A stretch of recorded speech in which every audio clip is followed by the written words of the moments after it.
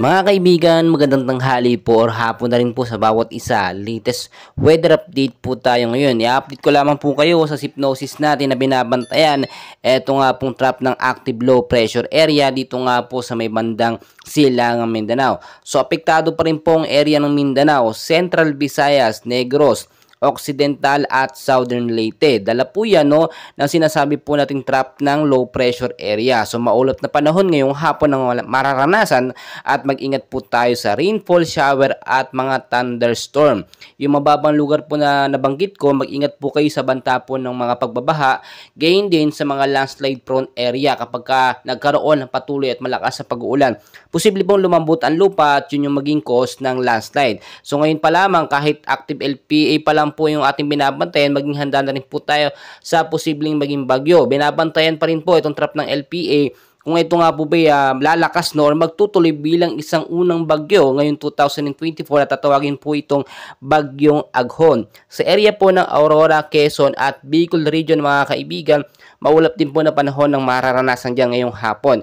Pero wala naman hindi naman yan dahil sa trap ng low pressure area. Dahil naman po yan sa tinatawag po natin na northeast monsoon. So mag-ingat pa rin tayo sa posibleng baha at landslide kung sakaling magkaroon ng malakas na pag-uulan.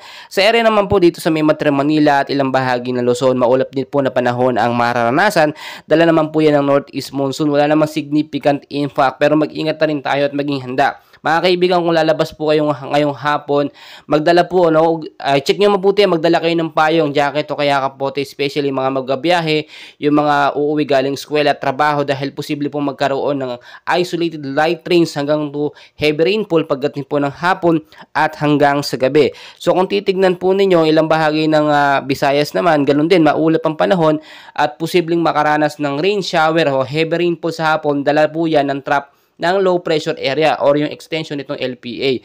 Etong LPA na supnaw, patuloy pong kumikilos diyan po sa may bandang sa Mindanao, At ito ay dumediretso or gumagapang, lumalakad papunta po dito sa Visayas, and hopefully wag po sana umabot ito dito sa may Luzon at mamatay at matunaw po agad itong active LPA na ito. Mga kaibigan, mga kapatid, patuloy ko kayo update, and please don't forget to like and subscribe. Maraming salamat po.